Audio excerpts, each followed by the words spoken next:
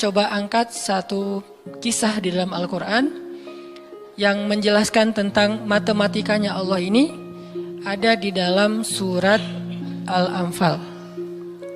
Coba teman-teman buka surat ke-8, surat Al-Anfal. Kita tilawah beberapa ayat pertama. Kita lihat nih logika Allah ketika kayak bentrok dengan logika hambanya. Yaitu surat Al-Anfal ayat 5.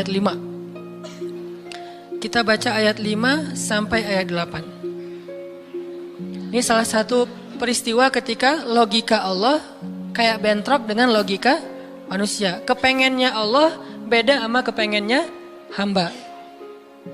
Terus apa yang dilakukan hamba itu? Terus apa hasil setelah itu? Kita coba baca ayat 5 sampai ayat 8. A'udzu billahi minasy syaithanir rajim. Silakan.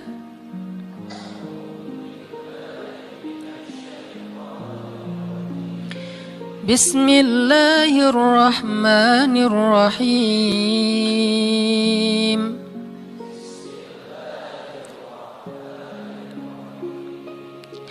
Kama akhrajaka rabbuka min baitika bil haqq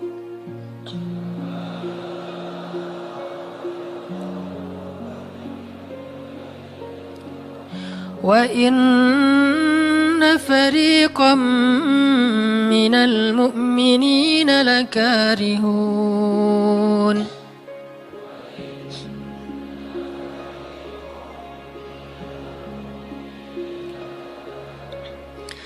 يجادلونك في الحق بعدما تبين كأنما يساقون إلى الموت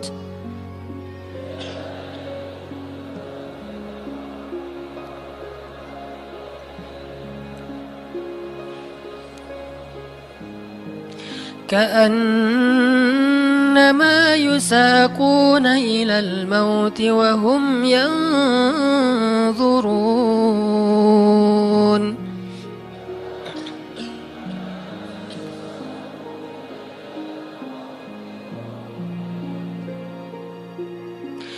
وإذ يعدكم الله إحدى الطائفتين أنها لكم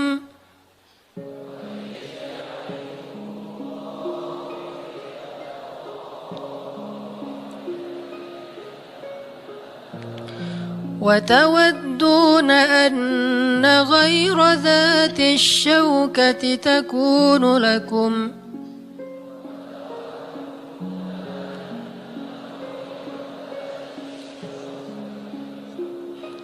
ويريد الله أن يحق الحق بكلماته ويقطع دابر الكافرين.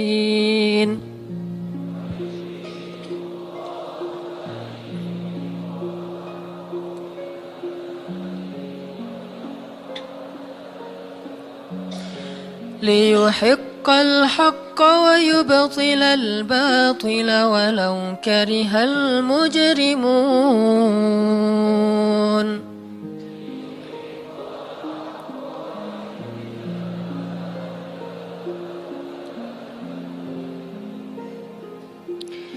Yaitu sebagaimana Tuhan kalian telah menyuruh kalian untuk pergi dari rumah kalian dengan sebenar-benarnya. Meskipun sesungguhnya sebagian dari orang-orang yang beriman itu tidak menyukainya. Mereka membantahmu wahai Muhammad tentang kebenaran setelah nyata bahwa mereka pasti akan menang. Seakan-akan mereka dihalau kepada kematian sedang mereka melihat sebab-sebab kematian itu. Dan ingatlah ketika Allah menjanjikan kepada kalian bahwa salah satu dari dua golongan yang kalian hadapi adalah untuk kalian, sedangkan kalian menginginkan golongan yang tidak memiliki senjatalah untuk kalian. Tetapi Allah hendak membenarkan yang benar dengan ayat-ayatnya dan memusnahkan orang-orang yang menentang sampai ke akar-akarnya. Agar Allah memperkuat yang hak, itu Islam, dan menghilangkan yang batil atau kemusyrikan, walaupun orang-orang yang berdosa itu tidak menyukainya. Shadaqallahul azim. Ngerti teman-teman? Agak kurang jelas ya. Kenapa kurang jelas? Karena kita mungkin sebagian belum membaca kisah yang ada di dalam ayat ini. Salah satu tips paling gampang kalau kita pengen ngerti ayat Al-Quran, baca dulu sejarah yang berkaitan dengan ayat itu. Kalau dalam ilmu tafsir itu disebut dengan asbabun nuzul, peristiwa-peristiwa yang menyebabkan turunnya ayat tersebut. Contohnya surat Al-Anfal. Kalau teman-teman pengen ngerti surat Al-Anfal, coba sebelum baca surat Al-Anfal, baca dulu peristiwa Perang Badar secara lengkap.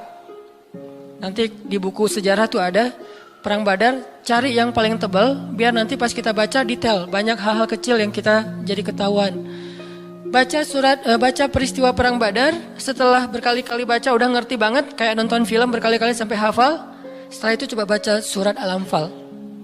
Pasti beda. Seolah-olah kita ngalamin ketika ayat itu turun. Itulah bedanya sahabat sama kita. Mereka lebih mengerti Al-Quran karena mereka ngalamin. Nah kita kan cuma membaca teks sejarah, tidak mengalami. Tapi kalau kita baca sejarah berkali-kali lalu baca Al-Anfal, itu akan lebih berasa. Itu yang saya alami. Nah termasuk ayat yang tadi kita baca. Apa sih yang terjadi sampai turun ayat kayak gini?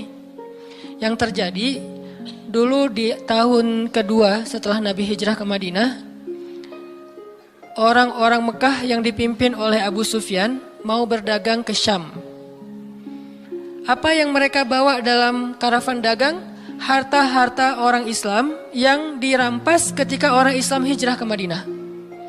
Jadi kayak misalnya Abu Bakar hijrah ke Madinah, harta Abu Bakar yang ditinggalin di Mekah itu dirampas sama Abu Sufyan. Terus ada Suhaib bin Amr Ar-Rumi hijrah ke Madinah, semua harta yang ditinggalkan di Mekah, pasarnya, ladangnya, ternak-ternaknya diambil oleh Abu Sufyan lalu didagangkan ke Syam. Nah setelah 2 tahun kaum muslimin berada di Madinah, dapat kabar nih kalau Abu Sufyan dan karavan dagangnya baru pulang dari Syam membawa keuntungan hasil dagang harta kaum muslimin yang dirampas di Mekah. Berarti yang dibawa oleh Abu Sufyan harta siapa? Harta kaum muslimin ya, harta sahabat. Sehingga Nabi mengatakan, mari kita cegat Abu Sufyan yang ngelewatin jalur dekat kota Madinah, karena emang itu jalur lintas antar negara. Mari kita cegat Abu Sufyan dan kita ambil kembali hak kita. Itu tawaran Nabi kepada orang-orang Muhajirin. Makanya bisa dibilang perang Badar ini perang khusus buat orang Muhajirin. Orang Ansor gak boleh ikut. Karena awalnya juga pengen ngambil harta orang Muhajirin. Itu skenario awal. Mencegat karavan dagang untuk mengambil kembali hak mereka. Yang namanya karavan dagang kan gak banyak pengawal. Beda dengan pasukan perang. Paling-paling pengawalnya 10-20. Dibandingkan sahabat yang 300 orang, ini kecil. Sedangkan keuntungannya kalau berhasil mencegat besar. Jadi tantangannya, resikonya kecil, keuntungannya besar. Ini skenario awal. Sehingga para sahabat semangat. Udah 2 tahun kita kelaparan. Udah 2 tahun kita gak punya apa-apa. Bergantung kepada orang Ansor. Gak enak sama orang Ansor. Masa makan terus di rumah orang? Nah sekarang kebetulan harta kita lewat nih. Ya udah kita rampas lagi. Itu skenario awal. Udah siap-siap nih. Udah siap-siap mau berangkat jalan. Tengah jalan Abu Sufyan dapat berita, kan pakai mata-mata gitu, dapat berita bahwa kaum muslimin mau mencegat. Akhirnya Abu Sufyan langsung nelpon Abu Jahal.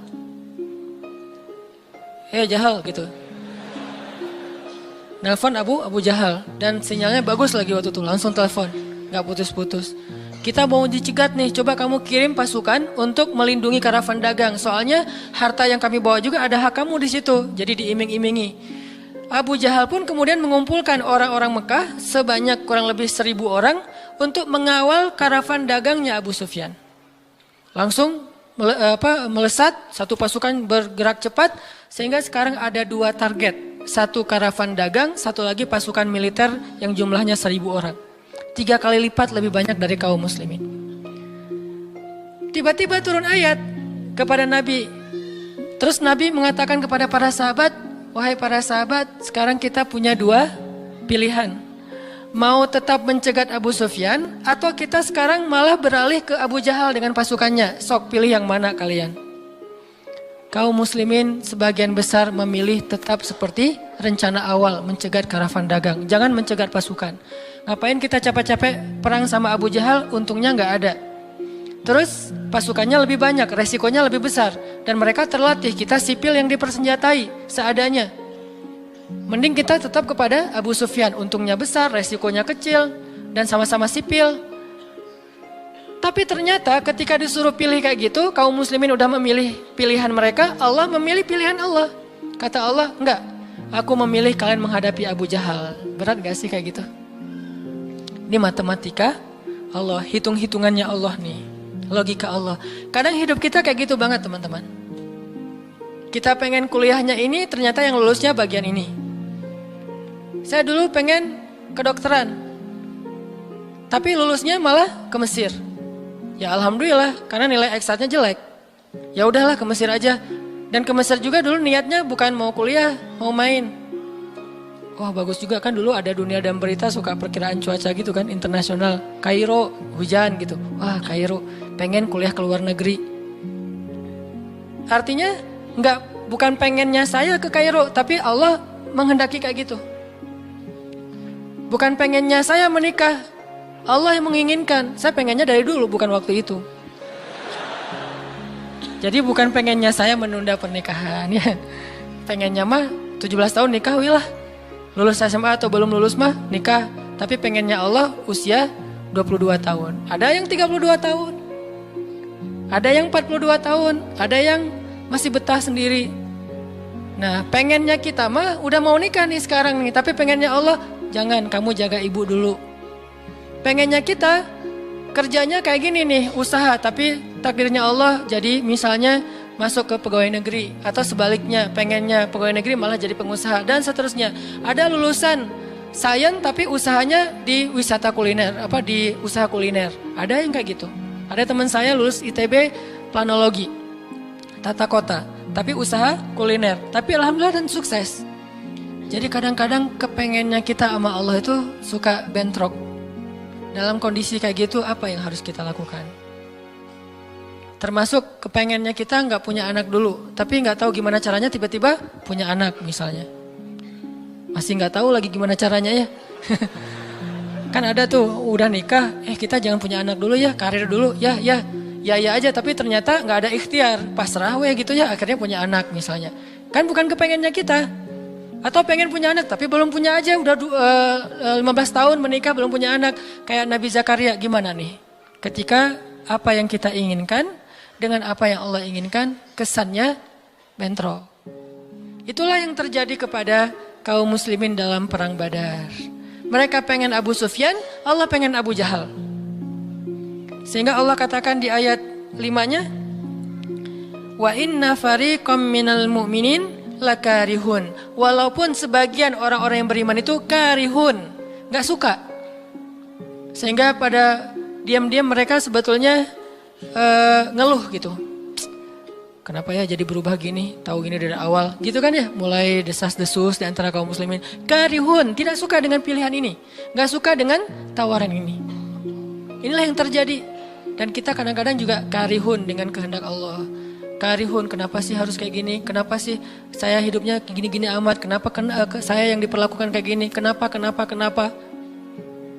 Dulu ada satu tips, katakan saja la'allahu khair.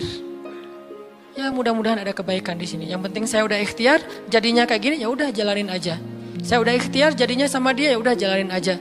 Mudah-mudahan la'allahu khair. Nah ini kita coba nanti lanjutkan lagi kisah perang Badar.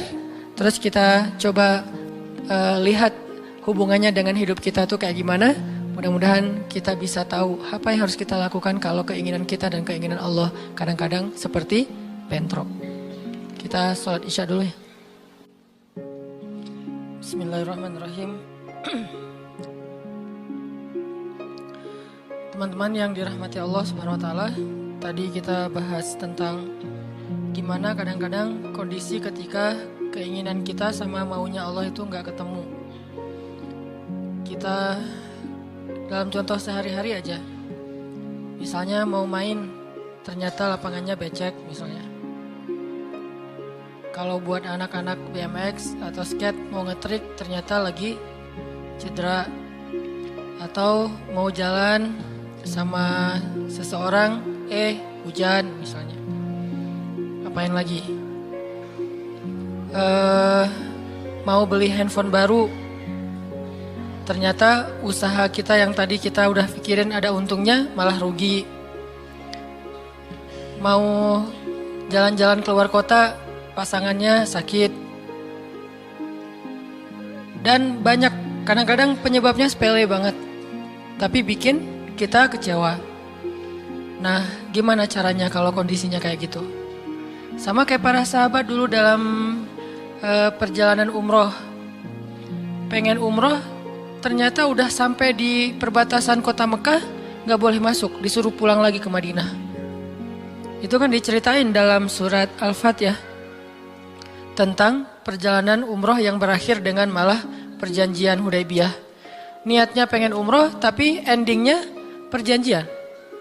Yang isi perjanjiannya, poin-poinnya kayaknya ngerugiin umat Islam banget. Tapi kan Allah punya rencana, dan rencana Allah pasti yang terbaik daripada rencana kita. Masalahnya gimana kita bisa ridho, bisa rela kalau kondisi itu terjadi dalam hidup kita. Kita sih yakin, ini adalah qadarullah, keinginan Allah. Tapi bikin kita yakin itu jadi berbuah, yakin itu kan kayak pohon ya. Iman itu adalah pohon. Gimana biar pohon ini berbuah? Salah satu buahnya itu adalah sifat ridho, sifat nerima. Sehingga dengan sifat ridho itu akhirnya kita punya kebaikan. Kebaikannya jadi bisa survive, tenang hadapi masalah, sabar dan seterusnya. Nah, gimana caranya? Setelah kita dapat sesuatu, kita yakin kepada Allah, terus jadi ridho. Nah, ini belajar matematika. Terima kasih sudah menonton video kami. Semoga bermanfaat.